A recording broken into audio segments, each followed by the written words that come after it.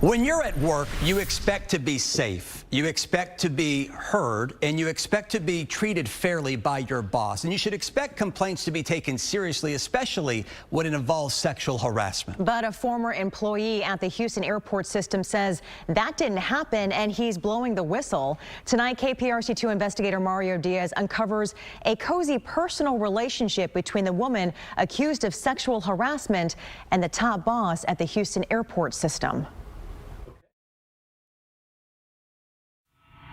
I'm asking you, sir, as the director of the airport, were you involved in any way, sir, in a sexual harassment complaint involving someone who you know very, very well? Inside the Houston airport's system, claims of sexual harassment that went unanswered by top leaders, according to a former employee.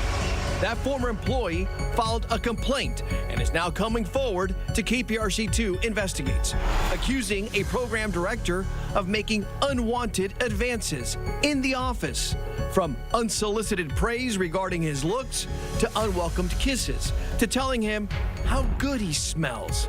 That program director who stands accused is Marisela Cruzman. He was on eggshells all of the time. He couldn't really ask her to back off, although he did, but it had no effect on her. Dallas attorney Steve Cardell represents the former employee. We are not naming him since he claims to be the victim of sexual harassment.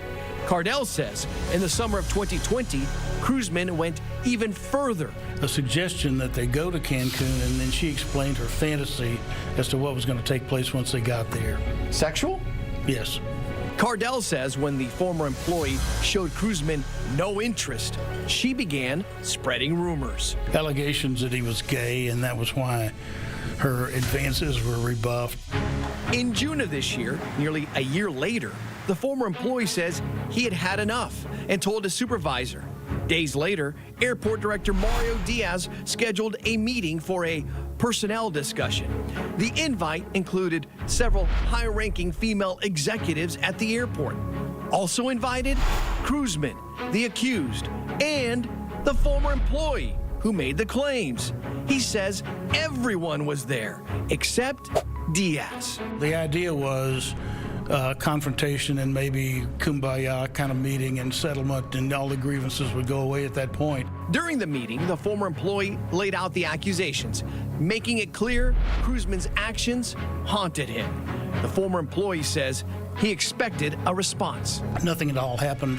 As a result, the former employee went a step further in September, filing a misconduct complaint with the city's Office of the Inspector General. Days later, the employee sent this letter of resignation to Director Diaz and others, citing in part the inexcusable conduct towards me by you and your subordinate girlfriend. Cruzman and Diaz are very close. Yes. How close? Intimately close. The former employee says Cruzman is Diaz's girlfriend, and the relationship has been a problem. City records show Diaz signed off on Cruzman, landing the job at the airport in 2014, where she helped launch the airport's music program. Harmony in the air. Did you at all handle a sexual harassment complaint involving Marisela Cruzman in any way? If you have any questions, you can pose them in writing. I'll be happy to answer. Why don't you answer them right now? Because, excuse me.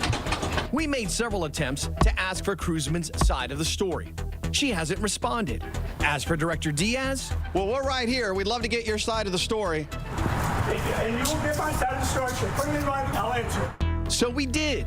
We emailed our questions. Instead of answering, Diaz punted to the city's legal department.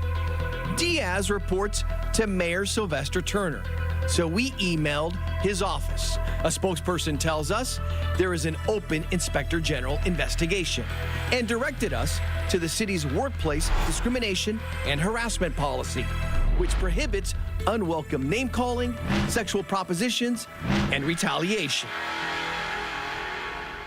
Experts we spoke with say there are red flags in how this case was handled, specifically the meeting including the accuser and the former employee. Those experts will say what now needs to happen in this case tomorrow in our early evening newscast. Then at 10 o'clock, we will examine Cruzman's role at the airport. Christine? More to come. Mario, what about the complaint involving retaliation there?